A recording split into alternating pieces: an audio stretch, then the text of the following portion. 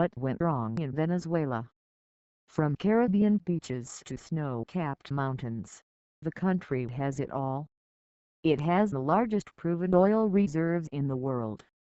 Many in a thriving professional class left the country when Hugo Chavez took power in 1999, but the early years of his rule saw a massive reduction in poverty, more children in school, and greater access to clean drinking water. That was very much then. Now, Venezuela is in the food, health and energy crisis. What happened? Plummeting oil prices. Chavez's social programs were possible because of oil revenue. When oil was about $100 a barrel, the millions flowing in through the state-owned petroleum company could be spent on social programs and subsidizing food. But when oil prices fell to less than $30 a barrel, even now they are well under $50, that became unsustainable. No dollars for imports. The falling oil prices also meant less foreign currency being available for Venezuela's government, and that hit the ability to import items. There are now critical shortages of goods produced outside Venezuela, including medicine. Venezuela healthcare crisis. Shooting is just the first pain. When Jose Luis Vasquez was brought to the emergency room last Monday with a gunshot wound to the chest, the worst of his nightmares should have been over. He had survived an armed robbery without losing any major organs and needed only what doctors described as minor surgery. Vasquez is being treated in one of Venezuela's largest public hospitals, in Valencia, an industrial city about 150 kilometers 95 miles from the capital, Caracas. Days later, he is still laid up in a humid room at the public hospital. A makeshift surgical drain, made from an empty gallon bottle, draws fluid from his lungs. All the supplies, from gauze to syringes, had to be purchased out of his pocket. "I had to buy this needle," Vasquez says, pointing at the yellow casing secured to his right arm with transparent tape. "This cost me 1,000 bolívares. The hydrogen peroxide was another 2,000 bolívares. There was nothing in this hospital." Those two amounts add up to about 30% of the monthly minimum wage in Venezuela. And Vasquez has also lost his major source of income. The bicycle he used to make deliveries was stolen when he was shot. His fears of being robbed continue inside the hospital, so he hides the money he needs for medicine under his blanket inside his underwear. Falling oil prices led to deficits in Venezuela, which the government tackled by printing money. But that has now led to ballooning inflation, and even basics have become unaffordable for many.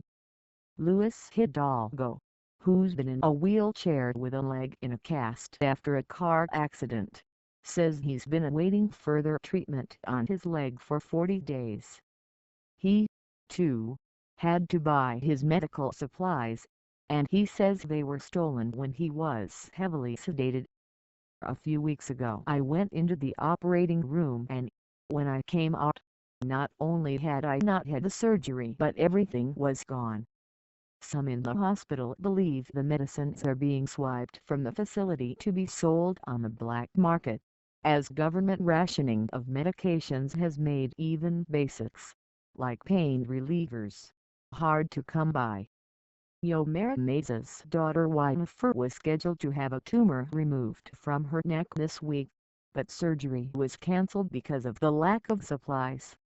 When asked what they were going to do, all she answered was keep waiting. According to the Pharmaceutical Federation of Venezuela, the country is lacking roughly 80% of the basic medical supplies needed to treat its population.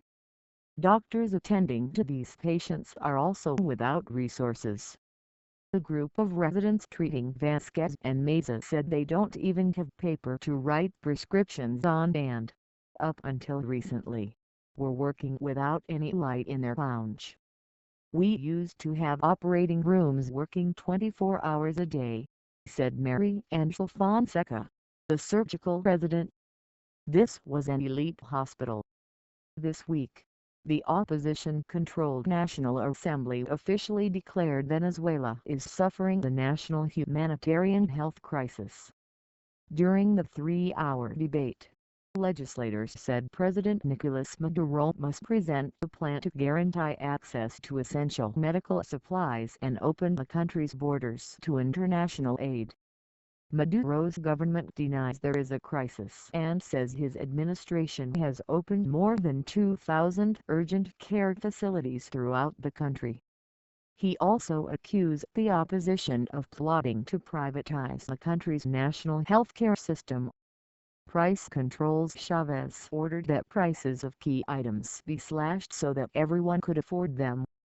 The official price now for a bag of corn flour used to make the everyday Venezuelan staple of arepas, for instance, is $190 bolivares, $19 at the official exchange rate, only a dime or two at the black market exchange rate.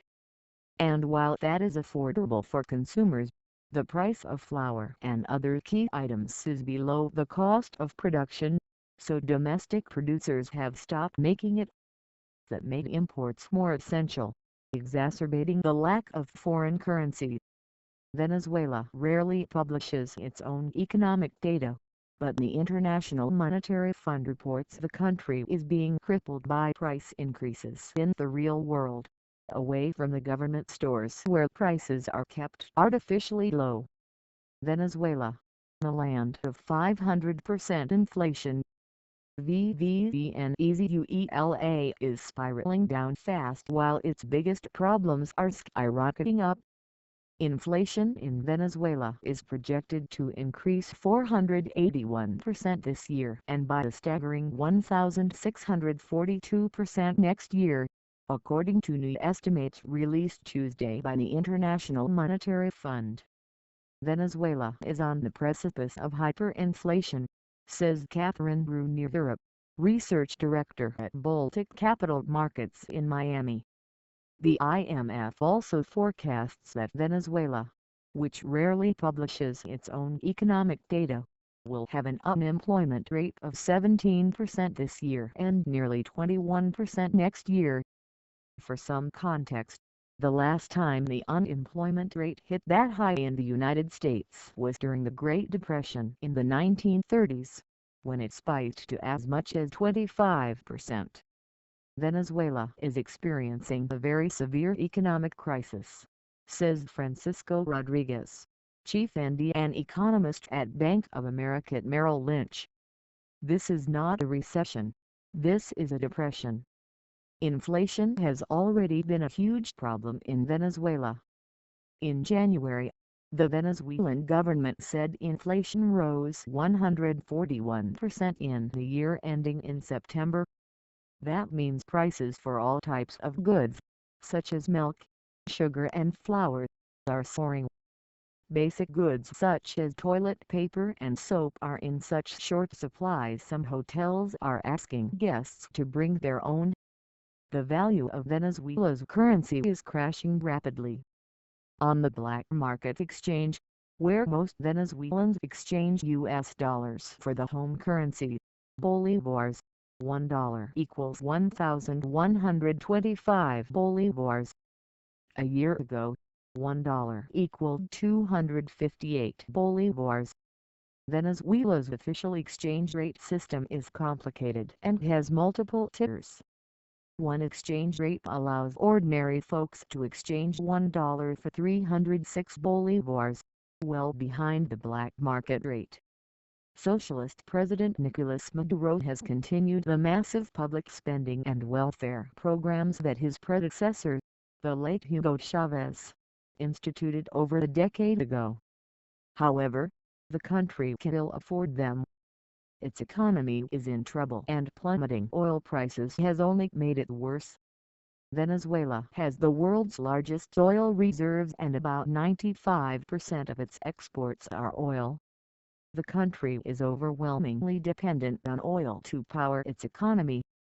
With oil prices still low, Venezuela's problems continue to mount. The country can't pay for basic food or medical imports, leaving many people without basic food items and medicines. In a sign of growing anger among the people, Venezuelans elected a new, opposition-led Congress in December. A major bloc in Congress wants to impeach Maduro, but that could prove difficult because the country's Supreme Court is packed with judges who were appointed by Maduro. The change in president or policy doesn't appear imminent, experts say. We have this institutional paralysis. It contributes to the economic deterioration, says Mauro Roca, an economist at Goldman Sachs. As a result of this paralysis, it's going to be difficult to implement any economic reforms. Venezuela problems could worsen significantly later this year. The government must pay about $5 billion in a series of debt payments in October and November. The country's foreign reserves are already withering at 12-year lows. Political strife. President Nicolas Maduro was handpicked by Chavez as his successor, but he has neither the charisma nor the beneficial oil prices to keep the people happy. Last year, the opposition won the majority of seats in parliament and launched a campaign to get rid of Maduro. But the president simply declared that parliament had lost political validity and is going to stay on. So what does it feel like? The impact of the country's problems are all too obvious to most Venezuelans. Shortages of food and home staples like milk, flour and toilet paper, shortages of medicine, rolling blackouts, rising unemployment, soaring violent crime, even malaria, once almost eradicated, is back on the rise.